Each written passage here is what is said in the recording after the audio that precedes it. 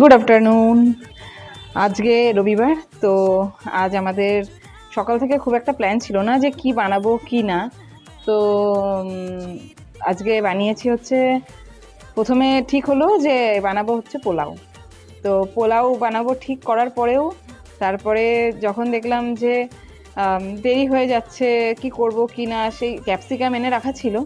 তো তারপরে পোলাও তো বানাবো ভাবলাম, কিন্তু ব্যাপার হচ্ছে আমি অনেকটা ইয়ে চাল, কি যেন বলে, গোবিন্দভোগ চাল এনে রেখেছি।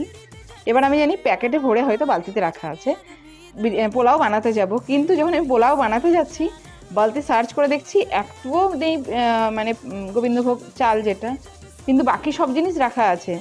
তো তারপরে বানালাম হচ্ছে ওই যেটা মানে ওই বিরিয়ানিরই রাইস যেটা, সেটা দিয়ে বানালাম, মানে একটু বড় লম্বা চাল যেহেতু। তারপরে দেখছি এখানে কোটোয় রাখা আছে গোবিন্দভোগ চাল, মানে আমি এটা ঢেলে রেখেছি, ওটা আমি পুরো ভুলে গেছি। তো আজকে একটু ড্রাই চিলি চিকেন বানিয়েছি।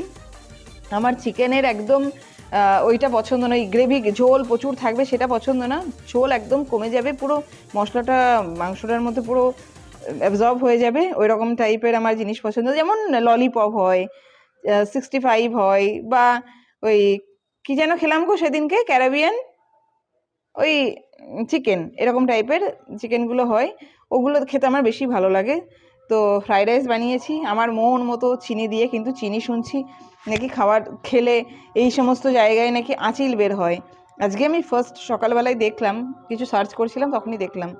তো আজকে আমি ফ্রাইড রাইস বানিয়েছি আর বানিয়েছি হচ্ছে ড্রাই চিলি চিকেন। আর সেটা আমরা এবার সার্ভ করব, খাবো। অর্চি গেছিলো হেয়ার কাট করতে, কাল থেকে আবার স্কুল। তো কেমন বানিয়েছি সেটা দেখাচ্ছি একটু পরে।